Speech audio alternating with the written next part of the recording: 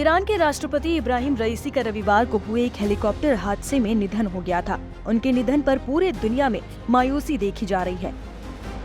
दुनिया भर में जो भी शिया समुदाय के लोग हैं वो बेहद आहत हैं। भारत के कश्मीर में भी जगह जगह उनके निधन को लेकर मातम देखा गया है। कश्मीर के कारगिल में शिया मुसलमानों की काफी आबादी है। हालांकि वो सुन्नी की तुलना में अल्पसंख्यक हैं, लेकिन कई रिपोर्ट में माना जाता रहा है कि उनकी आबादी घाटी में 20 से 25% है। दुनिया के मुस्लिम देशों में ज्यादातर में सुन्नी मुसलमान बहुसंख्यक हैं। हालांकि ईरान, इराक, अजरबैजान और बहरीन में शिया मुसलमानों की आबादी बहुसंख्यक है। इन देशों के अलावा लेबनान, कुवैत, तुर्की, यमन और भारतीय उपमहाद्वीप में भी शिया समुदाय की बड़ी आबादी रही है। शिया इस्लाम के दूसरे सबसे बड़ी आबादी वाला समुदाय है। शिया मुसलमान उन लोगों को कहते हैं जिन्होंने हजरत मोहम्मद की मृत्यु के बाद पैगंबर की वसीयत के मुताबिक हजरत अली को अपना इमाम और खलीफा यानी कि नेता माना था। शिया मुसलमान मानते हैं कि मोहम्मद के बाद मुस्लिम समुदाय का नेतृत्व अली, उनके चचेरे भाई और दामाद और उनके उत्तराधिकारियों का होना चाहिए था। इब्राहिम रईसी ईरान के 8वें राष्ट्रपति थे। उनकी छवि एक कट्टरपंथी नेता की रही। वो मस्जिद का इमाम रहने के अलावा वकालत के पेशे में जुडिशरी से जुड़े थे।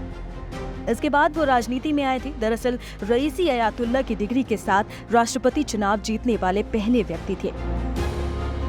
ये शिया मौलवियों के लिए एक डिग्री होती है। इब्राहिम रईसी ने सबसे पहले साल 2017 में राष्ट्रपति का चुनाव लड़ा था, लेकिन मौजूदा उदारवादी राष्ट्रपति हसन रूहानी से वो चुनाव हार गए थे। हालांकि साल 2021 में इब्राहिम रईसी ने राष्ट्रपति का चुनाव जीता और ईरान के 8वें राष्ट्रपति बने। कहा जाता है कि रईसी के विरोधियों को ईरान की जांच एजेंसी ने चुनाव लड़ने से ही रोक दिया था। उन्हें 2.89 करोड़ मतों में से लगभग 62% वोट मिले थे, जो इस्लामी गणराज्य के इतिहास में प्रतिशत के हिसाब से सबसे कम मतदान था। हेलीकॉप्टर दुर्घटना में मारे गए ईरान के दिवंगत राष्ट्रपति इब्राहिम रईसी को बुधवार को तेहरान में नम आंखों से अंतिम विदाई दी गई। तेहरान में दिवंगत लोगों के ताबूतों के साथ अंतिम यात्रा निकाली गई, जिसमें लाखों लोग शामिल हुए। ईरान के supreme leader Ayatollah Ali Khamenei ने जनाजे की नमाज का नेतृत्व किया। ईरान के राष्ट्रपति और उनके साथ मारे गए लोगों की अंतिम यात्रा में शामिल होने के लिए लोग काले कपड़े पहनकर पहुंचे थे। तेहरान विश्वविद्यालय में मृतकों के ताबूत रखे गए थे। सभी ताबूतों को ईरानी ध्वज में लपेटा गया था। इन पर मृतकों की तस्वीर लगाई गई थी। तेहरान में अंतिम विदाई के कार्यक्रम को लेकर इब्राहिम रईसी के बड़े बड़े बैनर लगाए गए, जिनमें दिवंगत राष्ट्रपति को शहीद बताया गया था।